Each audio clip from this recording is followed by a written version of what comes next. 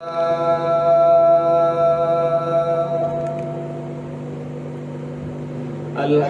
لله الذي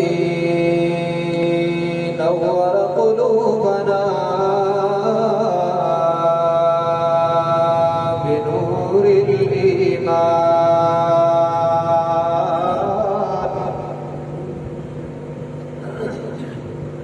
وزين أخلاقنا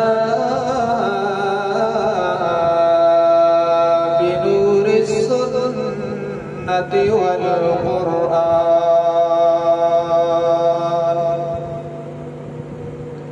والصلاة والسلام على سيد الأنبياء محمد الذي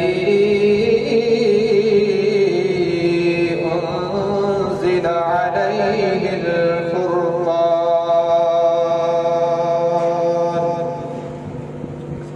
وعلى آله وأصحابه الذين آمنوا بالبيان. أما بعد فأعوذ بالله من الشيطان الرجيم. بسم الله الرحمن الرحيم. ثم أورثنا الكتاب الذين اصطفينا من عبادنا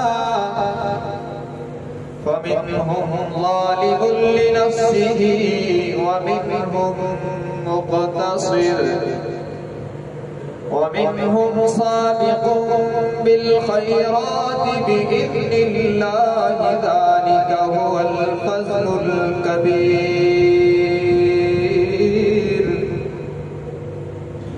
وقال الله تبارك وتعالى في كلام المقدس على مقام آخر: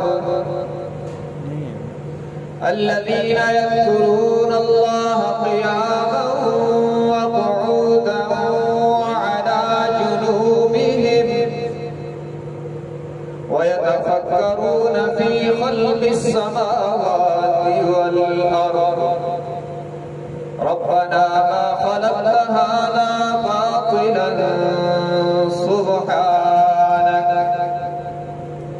ربنا ما خلقت هذا باطلا سبحانك فقنا عذاب النار. وقال النبي صلى الله تبارك وتعالى عليه وسلم: حملة القرآن أولياء الله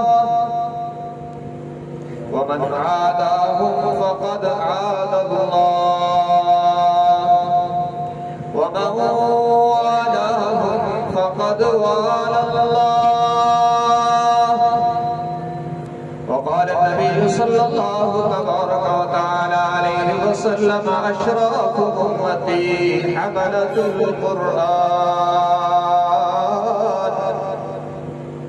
أو كما قال النبي صلى الله تبارك وتعالى عليه وسلم: صدق الله وصدق رسوله النبي الأمي الهاشمي الأمين الكريم.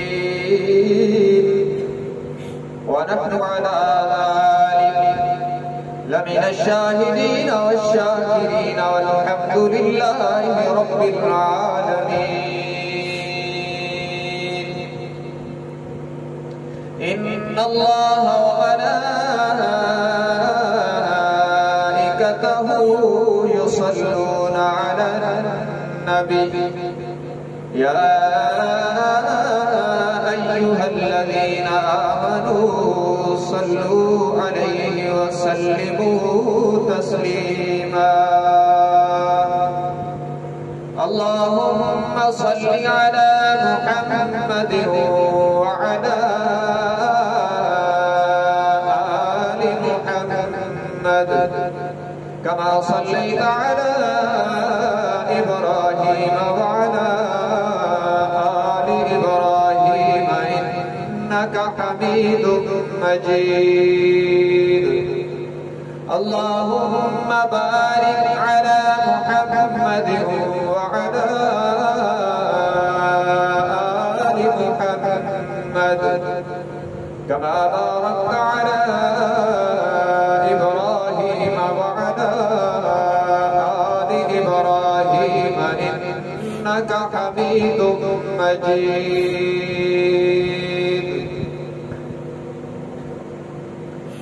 مجھ کو یا رب زمانے کی شہرت نہ دے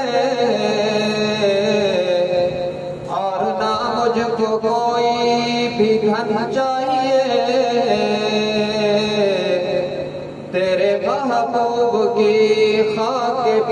تیرے محبوب کی خاک کے پاس سر پہ ہو بس مجھے ایسا دیوانہ پن چاہیے یہ بہاریں زمانے کی تقدیر ہے آج ہے کل خزاں میں بدل جائے گی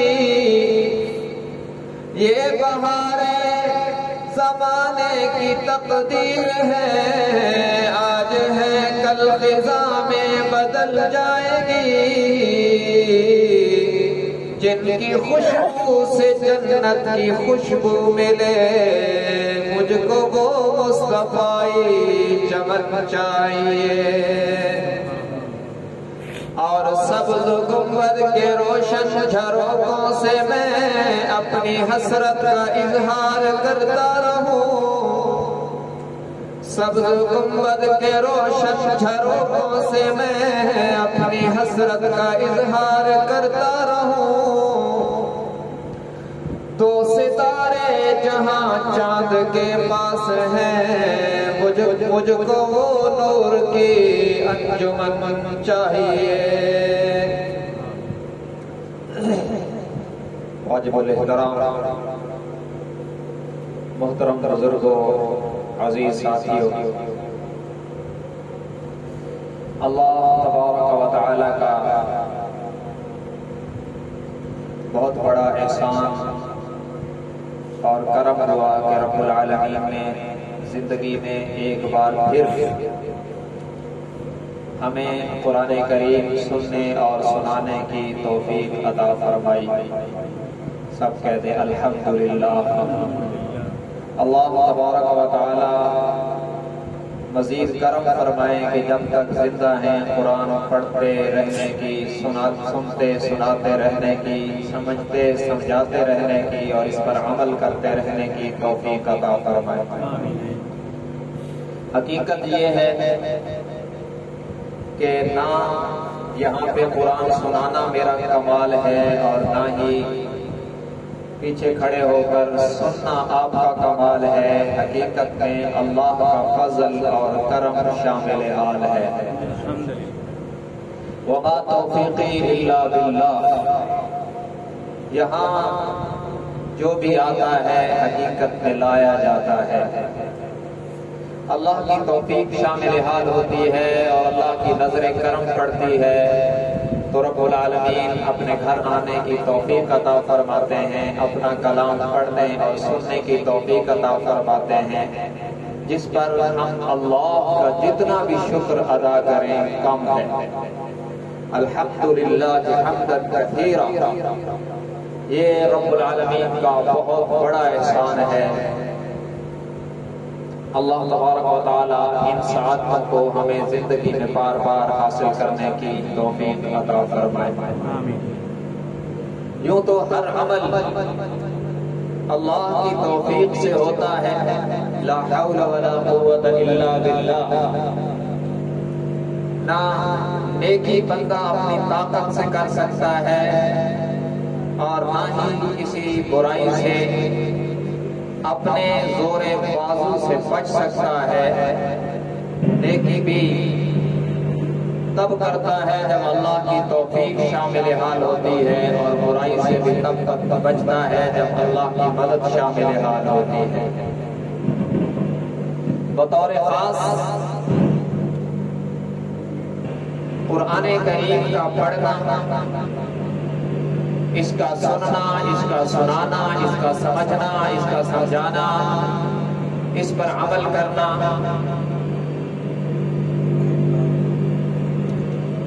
یا کسی بھی حوالہ سے قرآن کریم کے جو خدمت کے شعبے ہیں ان میں سے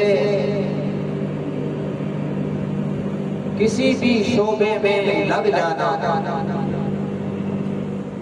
یہ بطور خاص کسی بندے کے اپنے زور بازو سے نہیں ہوتا، اللہ کے انتخاب سے ہوتا ہے۔ بغیر رب کی طرف سے قبولیت اور انتخاب کے اہل قرآن کوئی نہیں بن سکتا۔ قرآن پڑھانے والا، پڑھنے والا، سمجھنے سمجھانے والا، ان لوگوں کا بطور خاص انتخاب ہوتا ہے رب العالمین کے دربار سے۔ اور یہ میں اپنی طرف سے نہیں کہہ رہا، بلکہ یہ خود رب العالمین کا فرمان ہے۔ یہ 22واں پارہ ہے، سورۃ الفاتر کا 4تھا رکوع ہے۔ یہاں خود رب العالمین فرماتے ہیں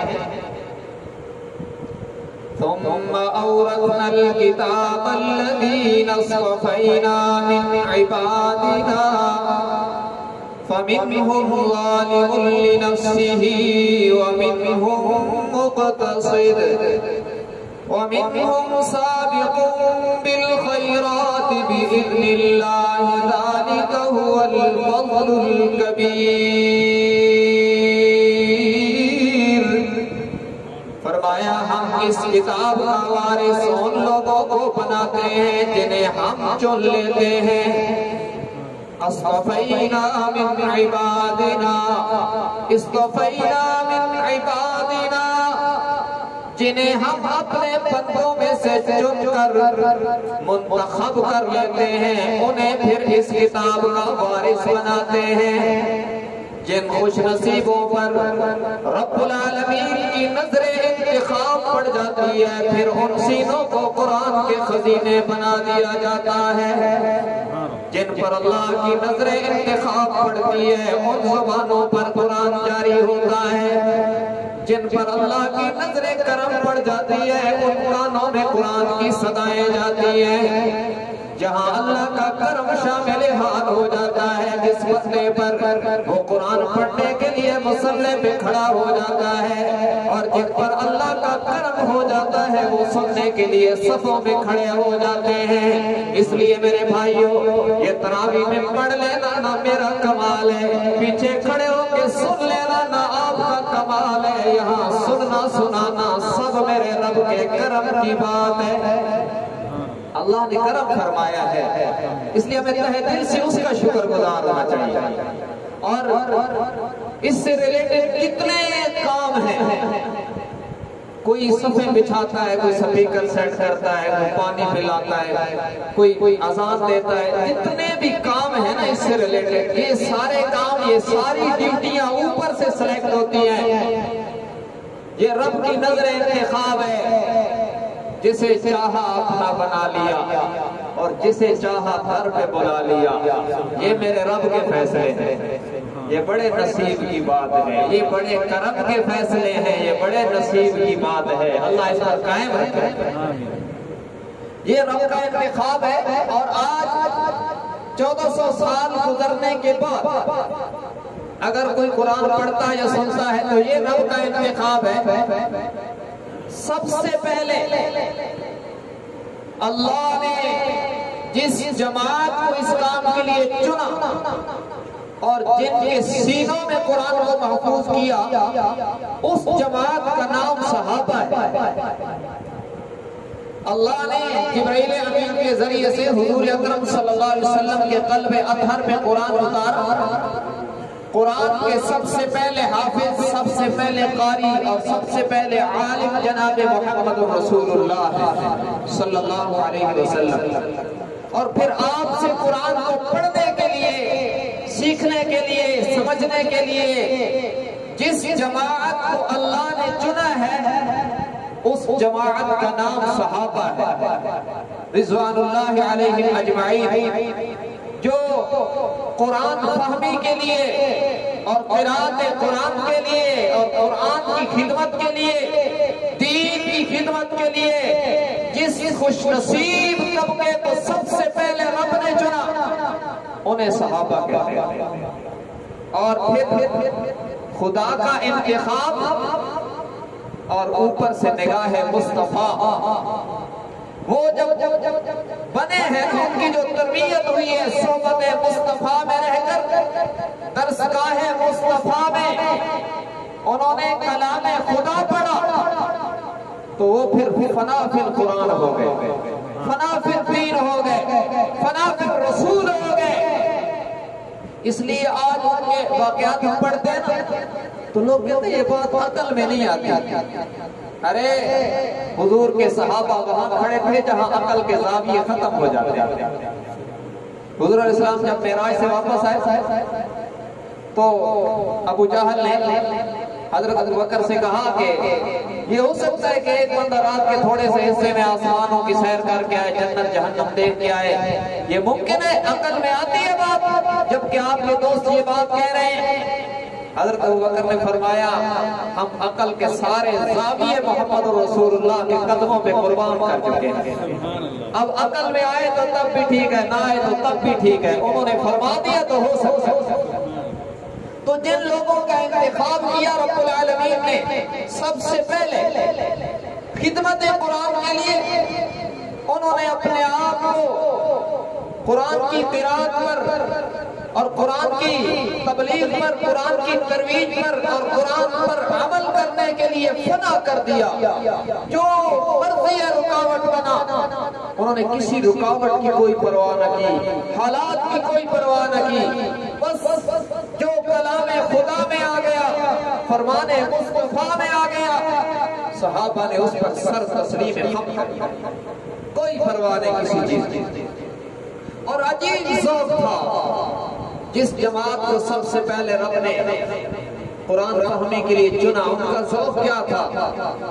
اس جماعت کے امام ہیں حضرت ابو بکر صدیق۔ امت میں حضور صلی اللہ علیہ وسلم کی وفات کے بعد صحابہ کے سب سے پہلے امام کا نام ابو بکر صدیق ہے رضی اللہ تعالیٰ۔ قرآن کا ذوق کیسا ہے؟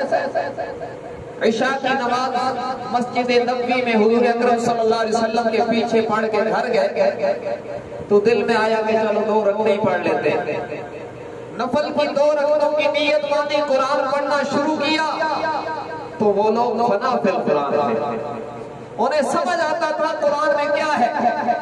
آج ہمارا عربیت تو یہ کہ ہم قرآن سمجھتے نہیں، اس لیے تراویح میں 10 منٹ زیادہ لگ جائے تو امام کے خلاف جو ہے وہ احتجاج ہوتا ہے کہ مولوی صاحب آج 10 منٹ زیادہ نہ چھوڑتے تھے۔ لیکن وہ لوگ قرآن سمجھنے والے لوگ تھے، اور ظاہر ہے کہ جنہوں نے قرآن محمد رسول اللہ سے سیکھا اور سمجھا ہے، اس جماعت کا کیا کہنا ہے؟ کھڑے ہوئے نفلوں میں اور قرآن پڑھنا شروع کر دیا۔ اور رات کی نماز جب آپ کی تلاوت سے کوئی ڈسٹرب نہ ہو رہا ہو تو آپ کو جہرن پڑھنے کی بھی اجازت ہے، بلند آواز سے پڑھنا شروع کر دیا اور پڑھتے رہے پڑھتے رہے پڑھتے رہے۔ نفل کی 2 رکعتیں مکمل ہوئی اور ادھر فجر کی اذان ہوئی۔ اب فجر کی اذان ہوئی، نماز کے لیے مسجد نبوی میں آئے، حضور اکرم صلی اللہ علیہ وسلم نے مسکرا کے فرمایا ابو بکر آج رات کو کیا عمل کیا ہے؟ اللہ نے بتلا دیا حضور، فرمایا ابو بکر آج رات کو کیا عمل کیا ہے؟ حضرت ابو بکر رضی اللہ تعالیٰ نے عرض کی کہ یا رسول اللہ کوئی خاص نئی بات ہے، کیونکہ یہ تو صحابہ کے معمولات میں شامل تھی، کوئی نیا کام تو نہیں کیا۔ حضور علیہ السلام نے فرمایا آج رات کو نے جو فجر میں آ کے قرآن پڑھا ہے نا، ابھی جبرائیل میرے پاس آئے ہیں اور انہوں نے آ کے مجھے بتلایا کہ یا رسول اللہ آپ کے شاگرد ابو بکر نے جو فجر میں آ کے قرآن پڑھا ہے، عشاء سے فجر تک 100 بار میں نے ابو بکر کے ہونٹوں کو چوما ہے رضی اللہ عنہ۔ تو میں نے عرض کیا نا، جس جماعت نے سب سے پہلے قرآن حضور سے سیکھا اور جس جماعت کو اس کام کے لیے اللہ نے چنا، ان کا کیا کہنا ہے؟ حضرت عمر رضی اللہ تعالیٰ عنہ حضرت ابو موسیٰ عشری رضی اللہ تعالیٰ عنہ کو بلاتے ہیں، اور حضرت ابو موسیٰ عشری کون ہے؟ یاد رکھنا صحابہ کرام میں چند صحابہ کرام وہ ہیں جو صحابہ کرام میں بڑے قاری مشہور تھے. ان میں حضرت ابی بن کعب ہے. ابی بن کعب وہ ہیں جن سے حضور نے فرمائش کی کہ ابی آپ قرآن پڑھیں میں سننا چاہتا ہوں. کیا بات ہے، جن سے حضور فرمائش کرتے، اور وہ بھی سمجھ گئے کہ بات کی خاص ہے. انہوں نے عرض کی حضور میں پڑھوں جبکہ آپ کے اوپر نازل ہوا ہے. آپ صلی اللہ علیہ وسلم نے فرمایا مجھے اللہ کا آرڈر ہے ابی سے کہو قرآن پڑھے، فرش پہ آپ سنو عرش پہ میں سنو. جن سے عرش سے فرمائش ہوئی قرآن پڑھنے کی کیا کہنے. اور آپ نے فرمایا اقرأکم ابی، صحابہ کو فرمایا تم میں سب سے بڑا قاری ابی ہے. اور حضرت عمر رضی اللہ تعالیٰ نے جب تراویح کا اہتمام کیا تو انہی کی ڈیوٹی لگائی تھی. مسجد نبوی میں پہلے امام ہیں جنہوں نے تراویح پڑھائی ہے حضرت عمر کے کہنے پر. تو ایک یہ ہے، ایک عبداللہ ابن مسعود ہے جن کے متعلق حضور نے فرمایا جو شخص چاہے کہ قرآن کو اس طرح پڑھے جس طرح مجھ پر نازل ہوا تو وہ عبداللہ ابن مسعود کی قرات میں پڑھے. یہ جو ہم پڑھتے ہیں قرات عاصم کے ہوئی. ایک صحابہ کرام میں قاری ہے سالم مولا ابو حذیفہ، یہ غلام تھے اور یہ ایسا قرآن پڑھتے تھے کہ حضور علیہ السلام سن کے فرمایا کرتے تھے تمام تعریفیں اس اللہ کے لیے ہیں جس نے میری امت میں سالم جیسے بہترین انداز میں قرآن پڑھنے والے پیدا کیے. ان قاریوں میں ایک قاری کا نام ہے حضرت ابو موسیٰ عشری رضی اللہ تعالیٰ عنہ. یہ کون ہے جن کے متعلق حضور نے فرمایا لقد اوتی من مزامیر آل داؤد، کہ ابو موسیٰ مجھے تو لگتا ہے کہ تجھے اللہ نے داؤد علیہ السلام کا گلا عطا فرمایا ہے. داؤد علیہ السلام قرآن پڑھتے قرآن نہیں زبور پڑھتے تھے، ان پر جو کتاب اتری تھی زبور، اس کی جب تلاوت کرتے تھے تو فضاؤں میں پرندے بھی رک جائے اور پہاڑ بھی ان کے ساتھ پڑھنا شروع کر دیتے تھے. اور میں اپنی طرف سے نہیں کہہ رہا یا جبال اویبی معه والطیر، یہ رب کا قرآن کہتا ہے یسبحنا والطیر وکننا فاعلین. جب داؤد علیہ السلام زبور کی تلاوت کرتے پرندے فضا میں رک کر ان کے ساتھ پڑھنا شروع کر دیتے، پہاڑ بھی وجد میں آ کر ان کے ساتھ زبور کے حمد و ثنا کے ترانے پڑھنا شروع کر دیتے. تو حضرت ابو موسیٰ عشری کو فرمایا کہ تمہیں داؤد علیہ السلام کا گلا عطا ہوا. اتنا خوبصورت پڑھتے تھے، بڑی پرسوز آواز تھی. اور حضرت عمر کی بات سے پہلے ایک اور بات مجھے یاد آئی ابو موسیٰ عشری کے حوالے سے. ابو موسیٰ عشری وہ ہے جو اتنے بہترین انداز میں قرآن پڑھتے تھے کہ یہ جب پڑھتے تو حضور کے قدم رک جاتے تھے. حضور علیہ السلام اور حضرت عائشہ صدیقہ رضی اللہ تعالی عنہ ایک دفعہ رات کو کسی تقریب سے واپس آ رہے تھے لیٹ، تو ابو موسیٰ عشری کے گھر سے گزرے نا تو وہ رات کو نوافل میں قرآن پڑھ رہے تھے. کیا بہترین زمانہ تھا جب صحابہ کے گھروں سے رات کو بھی قرآن کی صدائیں گونجتی تھیں. آج تو ہمارے گھروں سے ناپاک قسم کی آوازیں سنائی دیتی ہیں، اللہ کا قرآن سنائی نہیں دیتا. تو حضور علیہ السلام کے گھر کے پاس سے گزرے تو قرآن پڑھنے کی آواز آ رہی تھی. آپ نے حضرت عائشہ سے فرمایا ٹھہر جاؤ ابو موسیٰ کا قرآن سنتے. اور جب تک ابو موسیٰ عشری قرآن پڑھتے رہے حضور علیہ السلام اور ہماری ماں امی عائشہ صدیقہ رضی اللہ عنہ کھڑے ہو کر دونوں ابو موسیٰ عشری کا قرآن سماعت فرماتے رہے. حضور اس کو مسکراتے رہے اور مزے سے ان کا قرآن سماعت فرماتے رہے. ارے کیا شان ہے ان لوگوں کی جو قرآن پڑھتے تھے فرش پہ نبی مسکراتے تھے، عرش پہ رب راضی ہوتے تھے. سنتے رہے. جب ان کی تلاوت مکمل ہوئی حضور علیہ السلام گھر تشریف لائے اور صبح ابو موسیٰ عشری جب نماز میں آئے تو آپ نے فرمایا ابو موسیٰ رات کو تم قرآن پڑھ رہے تھے، جب تک تم پڑھتے رہے ہو میں اور عائشہ کھڑے ہو کر سنتے رہے. تو حضرت ابو موسیٰ عشری نے عرض کی یا رسول اللہ کاش کہ مجھے پتہ ہوتا تو میں اور زیادہ خوبصورت آواز میں پڑھتا. تو حضرت عمر نے ان کو بلایا کیونکہ یہ ساری باتیں حضرت عمر کے علم میں تھی. عشاء کی نماز مسجد نبوی کا سین لوگ چلے گئے نماز پڑھ کے. حضرت عمر وجد میں تھے. ابو موسیٰ اشعری کو بلا لیا اور فرمایا یا ابا موسیٰ ذکرنا ربنا، اے ابو موسیٰ ہمیں ہمارے رب کی یاد دلائیے نا. ابو موسیٰ اشعری نے عرض کی امیر المومنین کیا مطلب؟ فرمایا اللہ کا کلام پڑھ کے سنائیے نا. ابو موسیٰ اشعری رضی اللہ تعالیٰ عنہ نے پڑھنا شروع کیا. لقد اوتی من مزامیر آل داؤد، یہ خوبصورت آواز کے مالک جن کی آواز پر اللہ کے نبی جھومتے تھے، وہ ابو موسیٰ اشعری.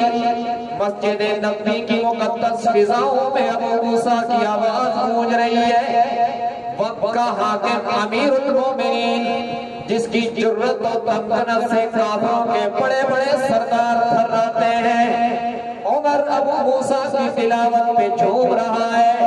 یہ عشاء کے بعد تلاوت شروع ہوئی، تلاوت جاری رہی، رات گزرتی رہی. تب پتہ چلا پڑھنے اور سننے والوں کو جب مسجد نبوی کے مؤذن نے فجر کی اذان کے لیے کہا اللہ اکبر، تب پتہ چلا قرآن پڑھتے سنتے ساری رات گزر گئی. ایسے لوگ تھے، پناہ فی القرآن لوگ تھے. اور صرف یہ نہیں کہ پڑھنا جانتے تھے اور سننے پر مزے لیتے تھے، عمل کی دنیا میں بھی ان کی مثال نہیں. آج پتہ ہے ہم کون سا دین مانتے ہیں؟ ہم اتنا دین مانتے ہیں جس سے ہمارا شوق پورا ہوتا ہے. یاد رکھنا، دین نام شوق پورا کرنے کا نہیں، دین نام ہے اللہ اور اللہ کے رسول کے حکم کو ماننے کا. حال کے امر کو پہچاننا دین ہے، شوق پورا کرنے کا نام دین نہیں ہے. شوق پورا کرنے والا دین کتنا مانتے ہیں؟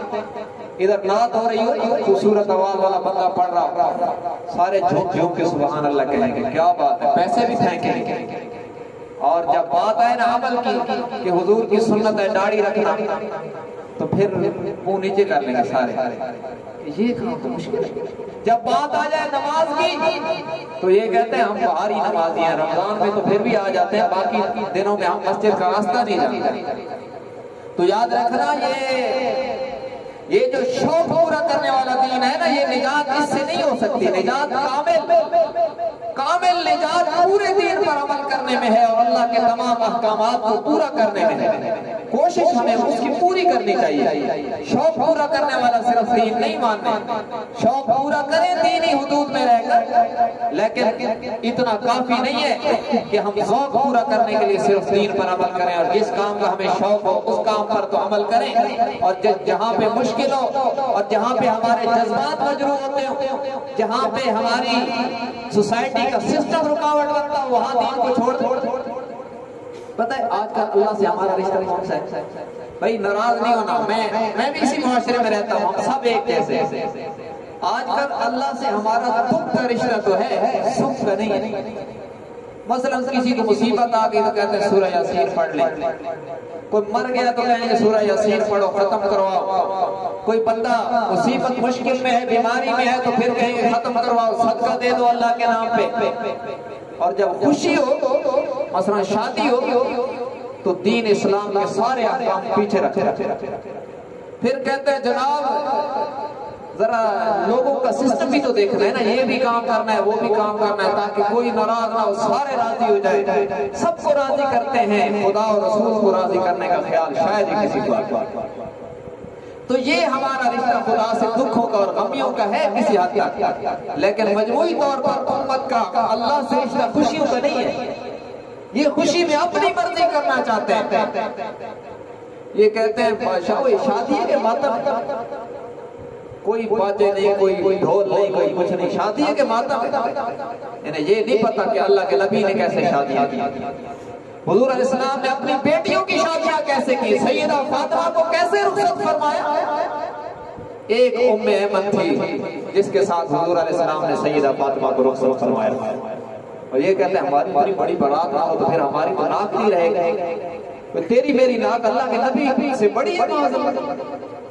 یہ جو معاشرے کی برائیاں ہیں نا، ہم ان کو چھوڑنے کے لیے تیار نہیں ہیں، شوق پورا کرنے والا دین مان رہے ہیں۔ جہاں ہمارا سسٹم آگے آتا ہے تو دین کو چھوڑ کر سسٹم پہ عمل کرتے ہیں۔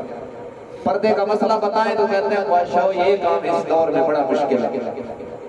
تو بھائی شوق پورا کریں، لیکن عمل کی دنیا میں بھی دین کو ماننا ہوگا۔ قرآن کا جو دستور ہے، قرآن نے جو ہمیں قانون دیا ہے اسے ماننا ہوگا۔ قرآن نے جن لوگوں کو سب سے پہلے جن لوگوں کو قرآن فہمی کے لیے اللہ نے منتخب کیا نا، انہوں نے قرآن کو پورا تسلیم دیا، شوق پورا نہیں کیا، اللہ اور اللہ کے رسول کے حکم پورے کیے۔ دیکھیں حضور علیہ السلام کی زیارت کتنا بڑا ثواب ہے۔ بعد میں آنے والے کروڑوں اربوں خربوں بے شمار ولی مل کر بھی اس شخص کے جوتے کے ساتھ لگنے والے ذروں کا مقابلہ بھی نہیں کر سکتے جس نے ایمان کی حالت میں ایک سیکنڈ بھی رسول اللہ کا چہرہ دیکھا ہے صلی اللہ علیہ وسلم۔ اتنا بڑا ثواب ہے، لیکن حضور علیہ السلام نے صحابہ کو فرمایا، کسی کو فرمایا تم کوفہ چلے جاؤ، کسی کو فرمایا تم بصرہ چلے جاؤ، تم شام چلے جاؤ، تم وہاں جا کے دین کا کام کرو۔ اب شوق تو تھا کہ زیارت رسول کریں۔ حضرت معاذ بن جبل رضی اللہ تعالیٰ عنہ کو جب یمن میں بھیجا جا رہا تھا نا، تو حضور علیہ السلام نے فرمایا معاذ شاید کہ آج کے بعد تم آؤ تو تمہیں میری زیارت نہ ہو، میری مسجد اور میری قبر کو تو دیکھو لیکن مجھے نہ دیکھو۔ تو وہ رونے لگے، اور جب وہ مدینہ منورہ سے باہر نکلے پتہ کیسے بیٹھے، سواری ادھر جا رہی تھی اور ان کا منہ ادھر تھا کہ جب تک ممکن ہے حضور کا دیدار کرتا جائے۔ لیکن مدینہ منورہ کیوں چھوڑا؟ شوق پورا کرنا مقصود نہیں تھا، اللہ کے نبی کا آرڈر ماننا مقصود تھا۔ حالانکہ شوق کتنا مبارک ہے اور کتنی فضیلت والا شوق ہے، لیکن صحابہ کرام نے اپنے ذوق کو اور اپنے جذبات کے سارے خوابیوں کو آمنہ کے لال کے قدموں پہ قربان کر رکھا۔ تو ہمیں اس طرز کا دین ماننا مطلوب ہو، تب نجات ہو۔ لیکن ہم کہتے ہیں جی 5 وقت نمازیں جو دیندار سمجھے جاتے ہیں، وہ بھی ہم کہتے ہیں جی ہم 5 وقت کی نمازیں پڑھیں گے، تسبیح پڑھیں گے، تلاوت بھی کریں گے، لیکن یہ جو فلاں بندہ ہے نا یہ ہمیں اچھا نہیں لگتا، اس سے بولنا جو ہے نا یہ ہمیں اچھا نہیں لگتا۔ اور یاد رکھنا اللہ کے نبی نے فرمایا لا يحل لمؤمن ان يهجر اخاه فوق 3 ليال، کسی مومن کے لیے حلال نہیں ہے کہ وہ کسی مسلمان بھائی کے لیے ذاتی بنیادوں پر 3 دن سے زیادہ قطع تعلق کرے۔ اور من حجر فوق 3 ليال مات دخل النار، جس نے کسی مسلمان بھائی سے 3 دن سے زیادہ تعلق توڑا اپنی ذاتی بنیادوں پر اور اسے جائز سمجھ کے توڑا، فرمایا اگر یہ اس حال میں مر گیا تو جہنم میں جائے گا۔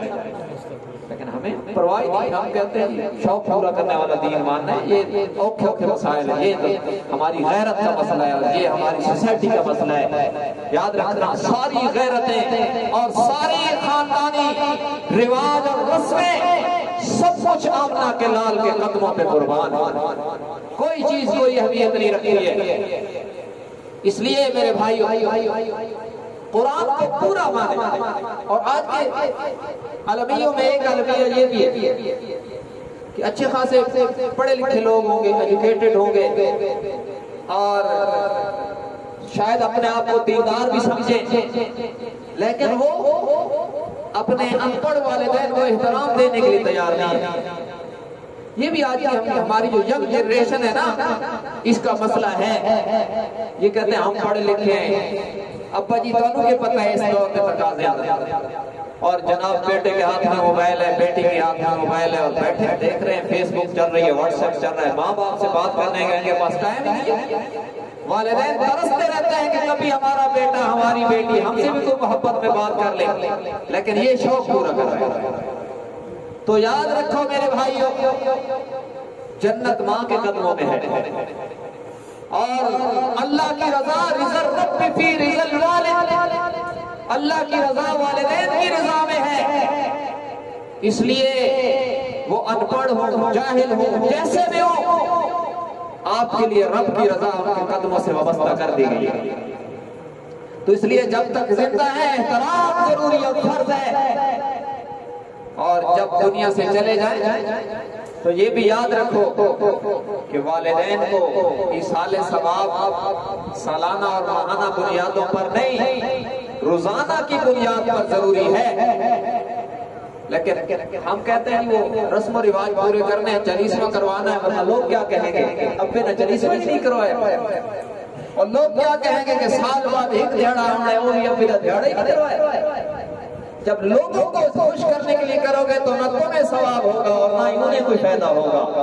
اللہ کو راضی کرنے کے لیے روزانہ کی بنیاد پر کچھ پڑھ کے ان کو ایصال ثواب کرو گے تو تمہیں بھی فائدہ ہوگا، انہیں بھی فائدہ ہوگا۔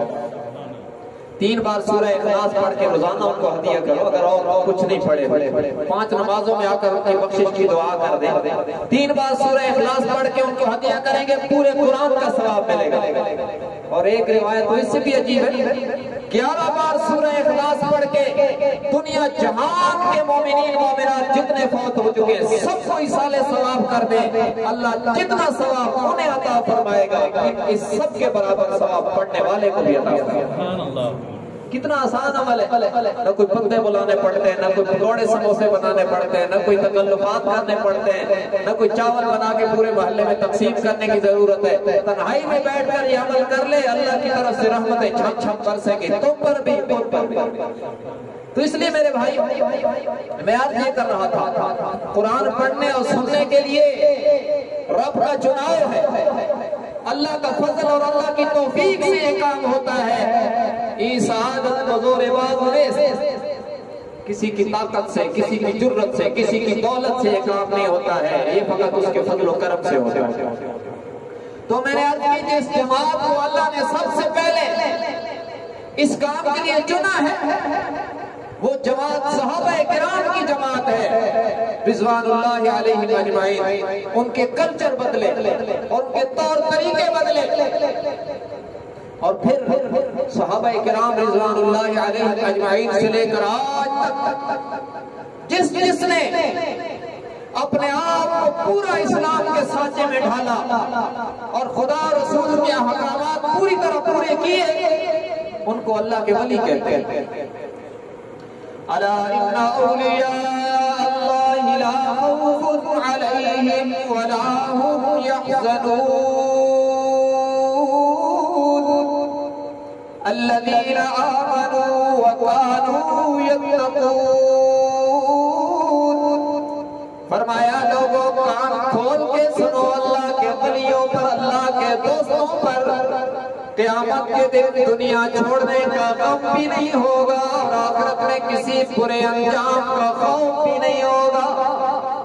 یہ جن لوگوں نے قرآن و سنت کو پورا عمل میں لایا، جنہیں رب نے چنا قرآن فہمی کے لیے، قرآن کی خدمت کے لیے، سنت کی اشاعت کے لیے، توحید و سنت کی خدمت کے لیے، وہ دین کے سانچے میں ایسے ڈھلے کہ ان کے اخلاق سے متاثر ہو کر کفار کو بھی کلمہ پڑھنے کی توفیق ملتی رہی۔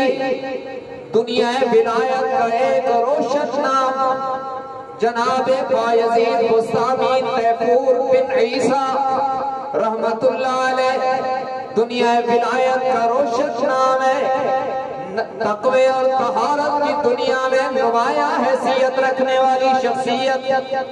ان کا پڑوسی یہودی ہے، وہ آئے دن حضرت کے خلاف سازشیں کرتا، ان پر الزام لگاتا، انہیں بدنام کرنے کی کوشش کرتا۔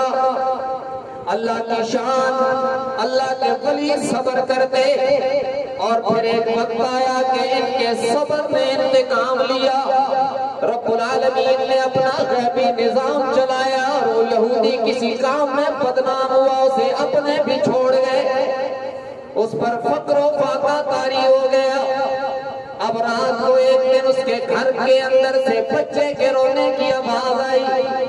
بایزید بسطامی رحمہ اللہ نے بیوی سے پوچھا اس کا بچہ کیوں روتا ہے؟ اس نے کہا اس کے گھر میں فقر و فاقہ ہے، چراغ جلانے کے لیے تیل بھی نہیں ہے، رات کو اندھیرے سے پریشان ہو کے بچہ روتا ہے۔ یہ اللہ کے ولی گھر سے اٹھے، چراغ لیا، جلایا اور رات کی تاریکیوں میں اس کے دروازے پہ چلے گئے، دروازے پہ دستک دی، وہ یہودی باہر آیا، اسے کہا تجھے پتا ہے میں بایزید ہوں اور میں سچ بولتا ہوں، کسی کو بتاتا نہیں ہوں، یہ چراغ لے لو اپنے گھر میں جلا لو، بچے کو خاموش کرواؤ، میں کسی کو بتاؤں گا نہیں، مطمئن رہو۔ یہ دے کے واپس آ گئے۔ دوسرے دن پھر بچے کے رونے کی آواز آئی، پھر چراغ لے کر یہ اللہ کا ولی پہنچا اور وہی تقریر کر دی۔ تیسرے دن پھر بچے کے رونے کی آواز آئی، یہ اللہ کا ولی چراغ لے کر پھر پہنچا اور وہی تقریر کر کے چراغ اس یہودی کے ہاتھ میں دیا جس نے ساری زندگی حضرت کو تڑپانے میں گزار دی تھی، حضرت کو بدنام کرنے میں جس نے کوئی کسر نہیں چھوڑی۔ جب اس کے ہاتھ میں تیسرے دن بھی چراغ دیا تو اس کے ضبط کا بندھن بھی ٹوٹ گیا۔ اس نے آواز دی، لوگوں، او مسلمانوں، او یہودیوں، سارے اپنے گھروں سے باہر نکل آؤ۔ رات کے تاریک سناٹے میں آواز گونجی، لوگ چھتوں پہ چڑھ گئے، کیا ہونے والا ہے؟ لوگوں نے دیکھا بایزید بسطامی رحمہ اللہ ایک یہودی کے دروازے پہ کھڑے ہیں، ادھر ادھر سے لوگ جمع ہونا شروع ہو گئے۔ جب سارے یہودی اور مسلمان علاقے کے جمع ہو گئے، اس یہودی نے کہا دیکھو نا، میں نے ساری زندگی اس شخص کو بدنام کیا، میں نے ساری زندگی اسے تڑپانے اور ستانے میں کوئی کسر نہیں چھوڑی ہے، لیکن آج تیسرا دن ہے جب میرا بچہ روتا ہے، یہ چراغ لے کر میرے در پہ آ جاتا ہے، یہ میرے بچے کا رونا برداشت نہیں کرتا ہے، اس لیے یہودیوں تم بھی گواہ رہو، مسلمانوں تم بھی گواہ رہو۔ آج میں کلمہ پڑھ کر گواہی دیتا ہوں کہ جس آمنہ کے لال کا امتی اتنے اخلاق والا ہے، وہ محمد کتنے بڑے اخلاق والا ہوگا۔ سبحان اللہ۔ فوراً کہا اشہد ان لا الہ الا اللہ واشہد ان محمدا عبدہ ورسولہ۔ ساری زندگی ستانے والا اخلاق نے جیتا ہے، اور یہ پورا دین ہے نا، جذبات کو تو نیچے رکھ دیا، ورنہ جذبات کیا کہتے ہیں؟ ساری زندگی ستایا، اس کا بچہ روئے مرے مجھے کیا ہے؟ جذبات تو یہ کہتے ہیں، لیکن اخلاق یہ کہتا ہے نہیں، بچہ بچہ ہی ہوتا ہے، چاہے کسی کافر کا ہو۔ تو حضرت نے وہ محمد رسول اللہ صلی اللہ علیہ وسلم کی تعلیمات کو عمل میں لایا، اور قرآنی تعلیمات جو حقیقت میں قرآن نے دستور دیا ہے معاشرے کو حسین بنانے کے لیے، وہ بہترین اخلاق کا، اس کو جب عمل میں لایا تو پھر کافر بھی کلمہ پڑھ رہے تھے ہمارے اخلاق سے متاثر ہو کر۔ اور آج جس جگہ پہ ہم کھڑے ہیں چھوٹی چھوٹی باتوں پر اور سیاسی جو ہے وابستگیوں کی وجہ سے ہم اتنے آگے چلے جاتے ہیں کہ بول جاتا چھوڑتے تھے۔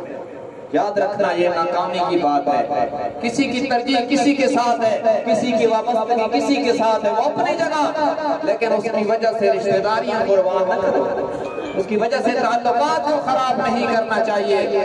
آج کی اس محفل کا پیغام یہ ہے آپ کو کہ ہمیں پورے دین پر عمل کرنا ہے۔ قرآن کا پیغام یہ ہے کہ قرآن قانون کی کتاب ہے، دستور کی کتاب ہے، یہ صرف اس لیے نہیں آیا کہ ہم جو ہے وہ برکت کے اس کا تعویذ بنا دیں اور گلے میں لٹکا دیں یا پانی میں حل کر کے پی لیں یا برکت کے لیے گھر میں رکھ دیں۔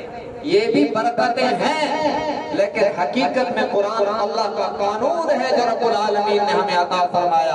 ہم اس پر عمل کریں گے تو کامل نجات ہوگی، اگر اس پر عمل نہیں کریں گے، اسے نظر انداز کریں گے، تو جہاں قرآن سفارش کرے گا نا، وہاں اللہ کی عدالت میں قرآن شکایت بھی کرے گا، اور جس کے خلاف قرآن نے شکایت کر دی پھر اس کی ہلاکت میں تو کوئی شبہ نہیں رہے گا۔